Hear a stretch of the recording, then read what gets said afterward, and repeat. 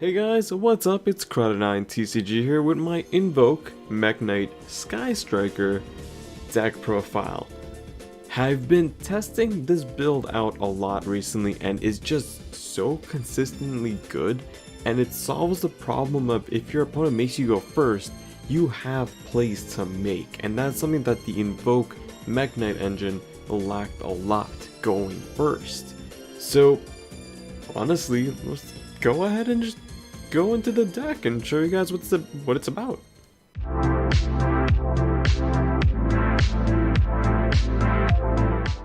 Alright, so starting off, our deck is obviously 3 Alistair the Invoker. Searches out your invocation, is your main combo piece of the deck, does everything you need, and boosts your fusions by 1,000, which comes up here and there. We also play 3 for the Mekk-Knight package, 3 purple, 2 blue, and 1 indigo. Not much has changed here. Again, your primary focus is still to go second with this deck. You are playing Sky Striker cards to supplement your board breaking potential along with going first options, which is really good, and engage just to get more draws. And of course, purple lets you banish a Mekk-Knight, get another Mekk-Knight from your deck, and then it comes back on your standby phase. Blue lets you search up to based up to the number of cards in your opponent's column. Remember, it is mandatory to search up to the number that they have, so if they have 2, you have to search 2. If you cannot search 2, you cannot attempt to activate. And indigo, because he moves around. Indigo is always good, always debating if I want to move him up to 2, but it doesn't come up enough to where I really want to. A game should usually end before I need the second one. For the hand trap lineup, we're playing 2 Phantasmes and 2 Ash. A little bit different from something like Orcus, which is playing, DD Crows, Meisters. We don't have really a lot of room for it, and as much as I would like to put 3 Ash in or 3 Phantasme, because again, you are primarily a going second deck, there's just no room unless you want to make this a 42 card deck, and I'm looking for consistency, and I'm looking for ways that I can stop your plays sometimes, but majority I just want to see the rest of my deck. Because the rest of my deck is just pretty much going to be like, oh, I don't really need hand traps anyways. For the Sky Striker package, we're obviously playing 3 Engage, 1 Widow Anchor, 1 Shard Cannon, 1 Afterburner, and 1 Hornet Drone. This is again something that you can fiddle around with. If you like jamming waves over Afterburner, you can swap that out. If you feel you want 2 Shard Cannons, you can put 2 Shard Cannons in. It's up to you, but I would keep 1 Shard Cannon, 1 Widow, and the obvious Hornet Drones in.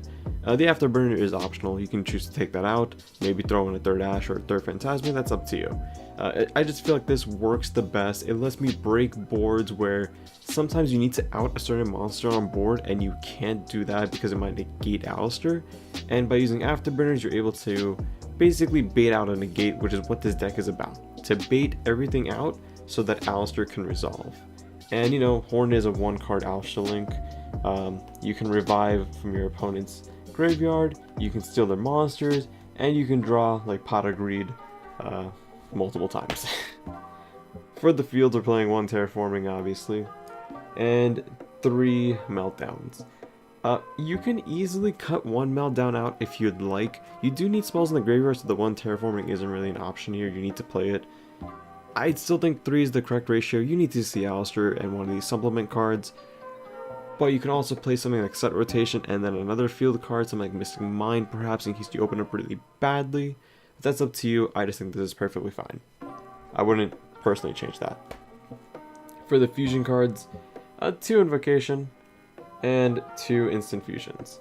I went ahead and cut Instant Fusion down to 2. Again, your primary focus isn't really to summon a monster and kind of go off from there. It's again a supplement engine to your deck. I do play 2 instant fusion targets, which is Millennium and Thousand Eye. They're both situational, they both depend heavily on your hand and what your opponent has on the field and graveyard, and knowledge of what they potentially have in their hand. Invocation at 2 is fine. You're playing Desires, you're playing Engage, you're likely going to draw this or get a search off of it with Alistair, because I don't know about you, I'm probably going to Ash the Engage and then you summon an Alistair and oh, can't stop that now. But anyways, this is perfectly fine. I wouldn't play 3 Invocation. I don't know, I just feel like 3 it's too situational. It depends on the game state. I want to see an invocation, but I'd rather search invocation.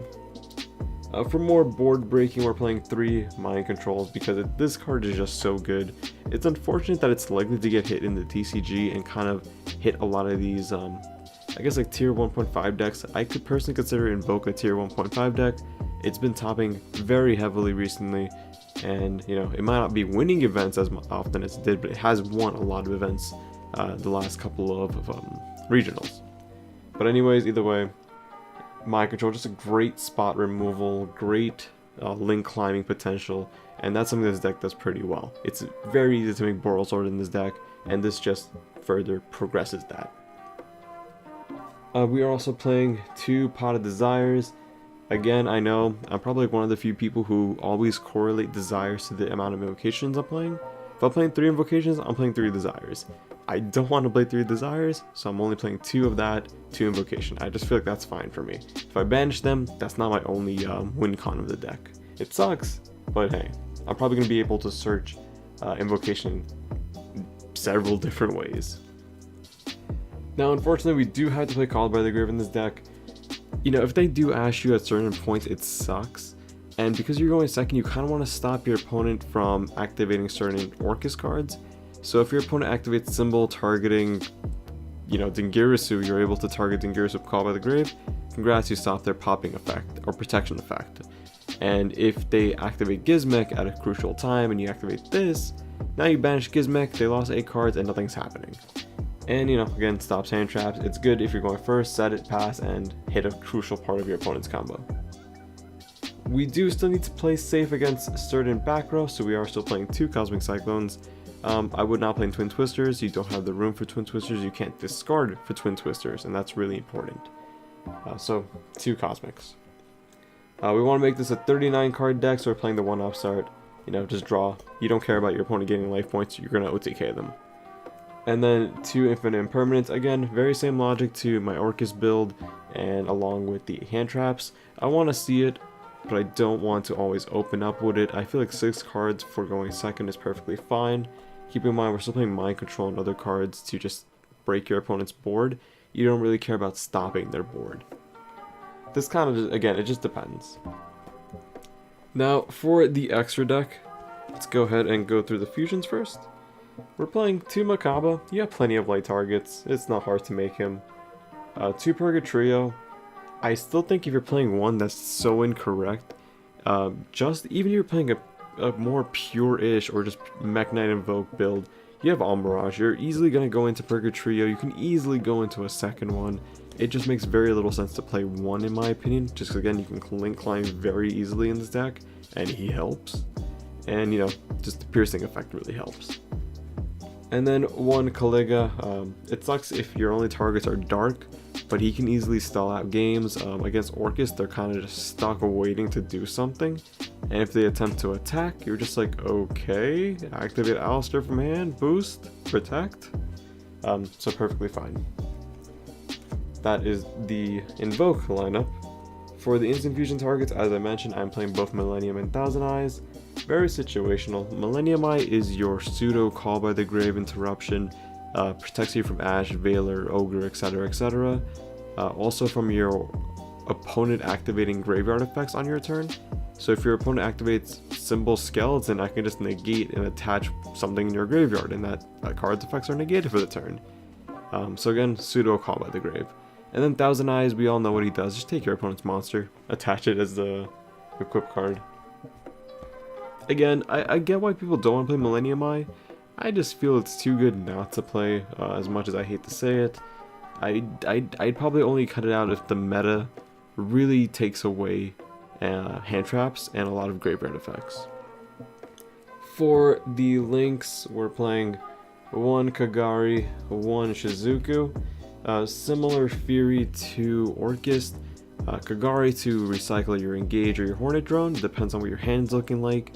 If you can go into, you know, one of these 2, you're able to just make the Alistair link, use Instant Fusion, summon out Millennium Eyes, activate Alistair's link, discard a card, search out Invocation. Congrats, you have a pseudo Alistair on board.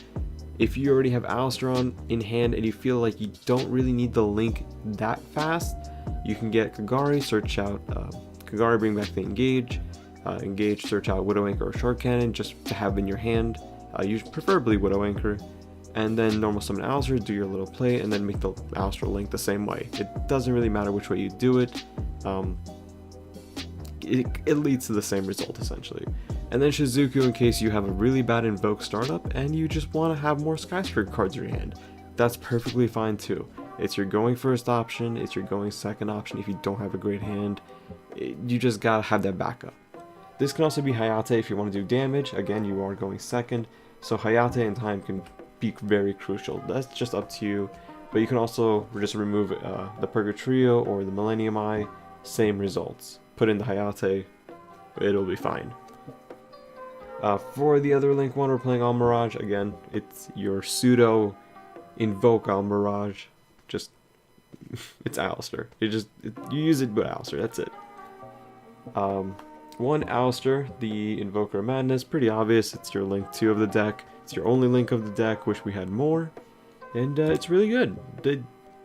It does what you need to. It searches out Invocation whenever something's fusion summoned on the field. Remember, if your opponent fusion summons, it still triggers this guy, and you can search Invocation or Book of Law. No one remembers that. One Underclock Taker. I think that Underclock Taker is very, what's the word? Underestimated this format. There were many times where I would just Underclock, target your opponent's monster, attack for game. People don't realize that. I can always boost my monsters. The highest thing I can do in this deck is probably like 3,500 off of Makaba. Purgatrio can always be even higher, depending on your cards on field.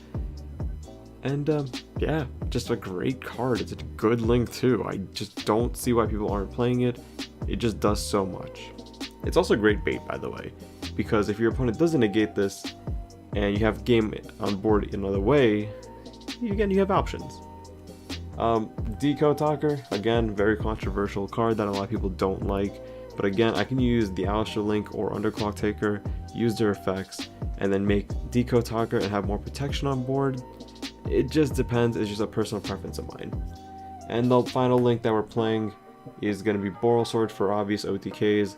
It just depends on what I need. If I need protection, I'm going for Decode Talker. If I know I have guaranteed game, I'm going for Boral Sword. It's just kind of my strategy.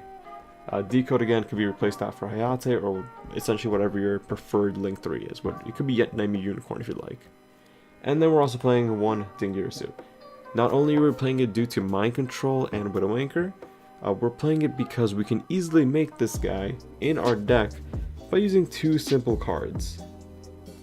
An Indigo and a Purple. They are both level 8 and they both can be overlaid for Dingirsu, and then use the send effect, and then you have two forms of protection on board. Very strong, very underestimated, and people keep asking like, wait, Dingirsu isn't locked to Orcus monsters? For the side deck real quick, again, I always give you guys a little disclaimer. This is very dependent on your locals. This is kind of more of a generic side deck that you guys will probably be seeing. So for the combo decks, we have 3 Nibiru and 3 Lancia. The reason why I played 3-3 in this variant is because, again, you're likely always going to be going second if the deck sees you're playing Sky Strikers. So even though you're playing Invoke, a lot of people will still make me go second because they don't want me to establish a Sky Striker board, which again negates and permanents, it adds up, right? And this just helps. And even if you go first, you still want to side these in to stop your opponent from playing next turn.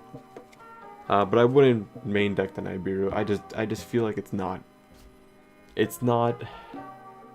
a win con for all decks. It's a win con for some decks. If you're going against decks that only summon 4, what's the point?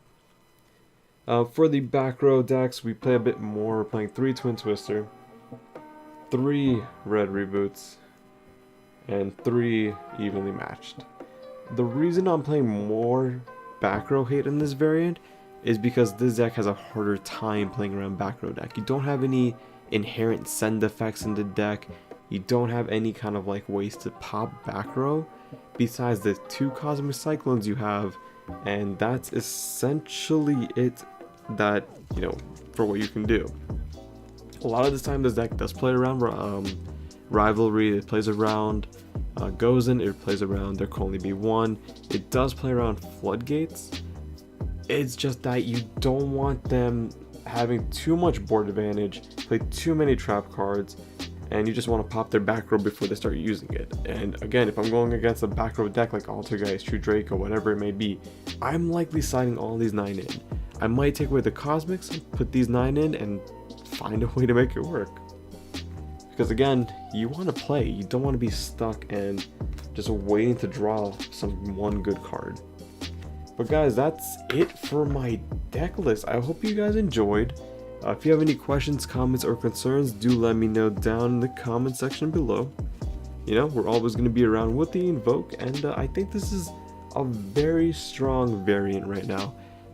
Would not be surprised if I see this top here and there, at least some iteration. It's a very strong going second deck right now, especially with all the options of graveyard control with Invocation.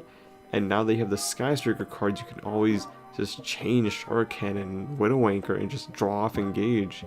And you're not restricted to just playing, you know, 3 raids. You're not playing a single raid here. Your only normal summon really is Alistair in this entire deck, and I guess Ash if you're that behind. But yeah, thank you guys for watching. Hope you guys enjoyed, and take care. Bye.